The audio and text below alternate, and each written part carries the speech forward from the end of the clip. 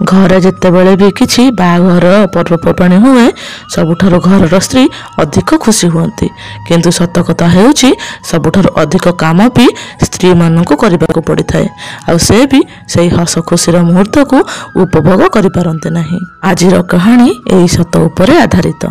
घरे नणंदर निर्बंध थिला। पूरा घरे हस खुशी रे भरी जाइथाए।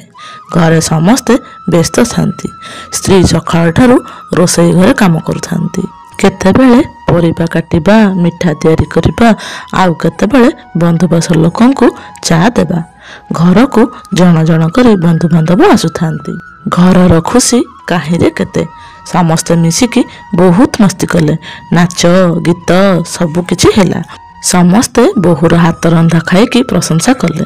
स्त्री बहुत थकी जाइथिले किंतु मुहरे हस थिला कारण काहाकू जेमिति जना न पड़ू बहु दिन सारा छिड़ा होइछि। स्वामी राति हेला तो तांको हृदयरु कहिले धन्यवाद, आज तुमे मोर बहुत साथ देलो। अच्छा कुह तुमको आज को कथा बेसी मजा लागिला?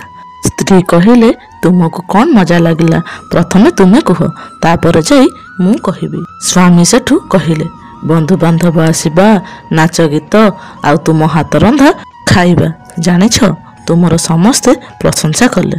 स्त्री उठिकी सांगे सांगे तांको रूम को पळे आसिले। स्वामी चिंतारे पचारिले कौन हला तुमे कौन पाई चुप अछ तुमे कौन आज मजा करिन?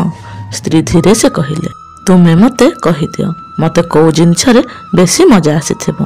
स्वामी किछि समय चुप रहिले तापर तांकु अनुताप ହେଲା समस्तଙ୍କ मजा भितरे स्त्री केवल काम करुथले। आपण मानकु कौन लागुछि स्त्री ठीक कहिले ना भूल? निश्चय आपणक मतामत कमेंट बॉक्स माध्यम रे जणाइबे।